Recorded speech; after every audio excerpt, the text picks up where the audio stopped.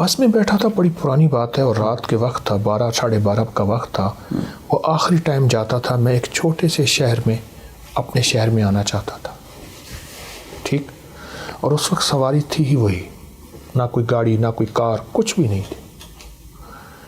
تو اس میں ایک سیٹ خالی پڑی تھی، میں وہاں بیٹھا. تو میں استغفار میں نے پڑھنی شروع کر دی، استغفر اللہ العظیم استغفر اللہ العظیم، اور بھی اتنے استغفار حدیث میں آتے ہیں، سب مبارک ہیں. میں نے تھوڑا سا ایسے محسوس کیا کہ کچھ ہوا ہے. میں نے دیکھا تو میں باہر کھڑا تھا اور میرے بدن پہ خون لگا ہوا تھا اور بس الٹی پڑی تھی اور چیخو پکار تھی. کس نے مجھے باہر نکالا مجھے پتہ نہیں، ٹھیک، مجھے کس نے باہر نکالا مجھے کوئی خبر نہیں، مجھے کس نے باہر نکالا آج تک پتہ نہیں. اور میں سفید کپڑے پہنے ہوئے تھے اور میں نے خون سارا لگا ہوا تھا. اللہ اللہ. وہ خون نہیں تھا، وہ کیچپ تھا. کس کی بوتل پھٹی، کہاں سے ٹوٹی، کیسے لگی؟ استغفار. کیوں؟ سارا ناز اللہ کے پاس ہے اور سارا نیاز، ساری کمتری مجھ سے بڑا کوئی مجرم نہیں، مجھ سے بڑا کوئی ظالم نہیں. بس معاف کر دے، بس معاف کر دے. اللہ کہتا ہے زاری کر رہا ہے اور 2-4 سوٹے نہ مارو اور اس کو آزمائشیں نہ ڈالو اور اس کو مصیبتیں نہ دو. مان گیا ہے. جو چور جاتے ہی مان جاتا ہے نا، اس کی سزا یا معاف ہو جاتی ہے یا کم ہو جاتی ہے.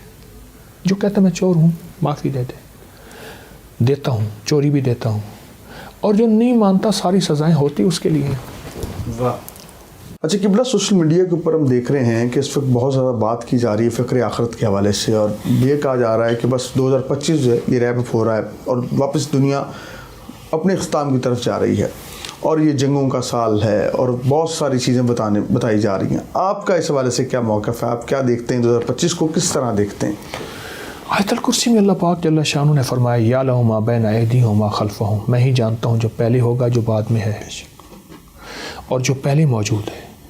علامات قیامت کے اوپر احادیث کا پورے باب کے باب ہے کہ حدیث میں علامات قیامت میں کیا ہوگا اور قیامت کیسے آئے گی، اور وہ اس وقت آئے گی جب اس کی علامات پوری ہوں گی. علامات پوری ہو رہی ہیں، ہوئی نہیں ہیں.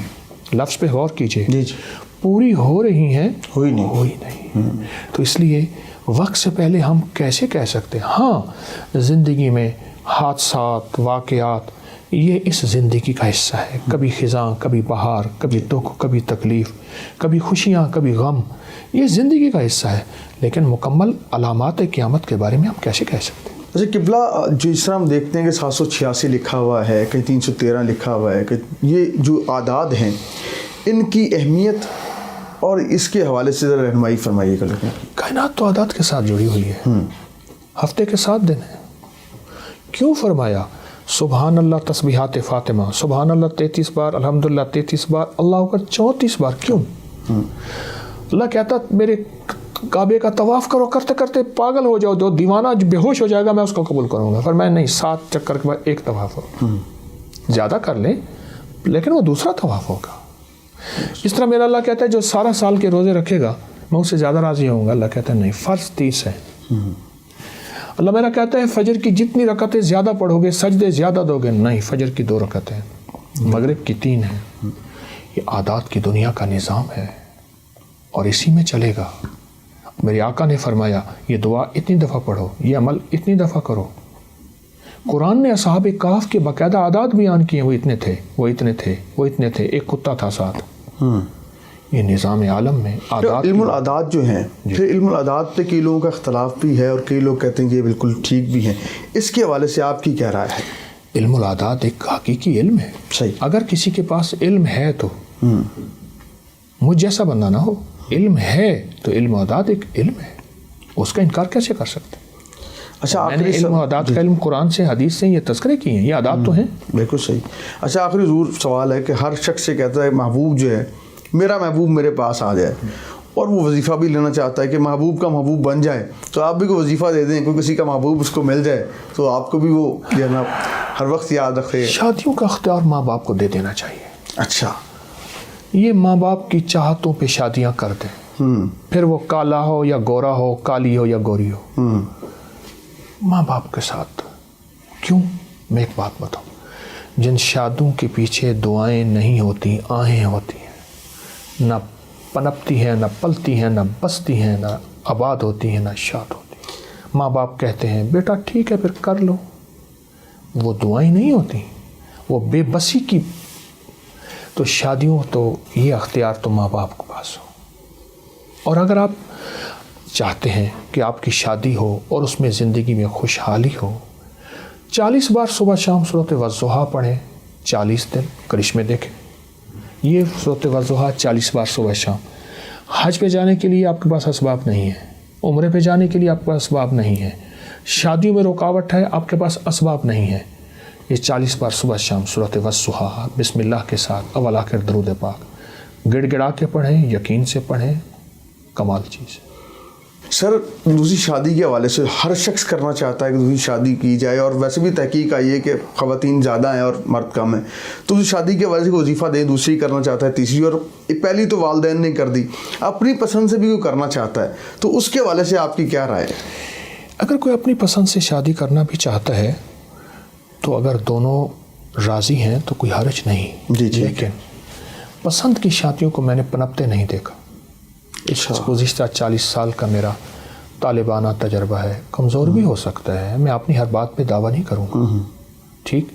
دوسری چیز یہ ہے کہ دوسری، تیسری، چوتھی شادی جہاں اسلام نے رعایت دی ہے کر سکتا ہے، لیکن کیا شادی کرنے کے بعد اس شادی کے نظام کو نبھا سکتا ہے، ان کو لے کے چل سکتا ہے؟ کیوں؟ ٹکراؤ پیدا ہوتا ہے، فطری چیز ہے، ہو سکتا ہے، لیکن کیا اس ٹکراؤ کو یہ نبھا سکتا ہے، برداشت کر سکتا ہے؟ یہ سب سے پہلے سوچیں، یہ سب سے پہلے سوچیں، اور اگر یہ سوچ لیتا ہے تو پھر فائدہ ہوتا ہے، اگر نہیں سوچتا تو زندگی اجیرن ہے، زندگی اجیرن ہے۔ اسباب کو بھی دیکھے، وسائل کو دیکھے، محبتوں کو دیکھے، تو 4 شادیاں کوئی حرج نہیں، لیکن پہلے ساری چیزوں پہ نظر رکھیں۔ قبلہ آپ کا بہت بہت شکریہ، آپ نے وقت عنایت کیا اور آج بہت ساری سیکھنے کو چیزیں ملی ہیں۔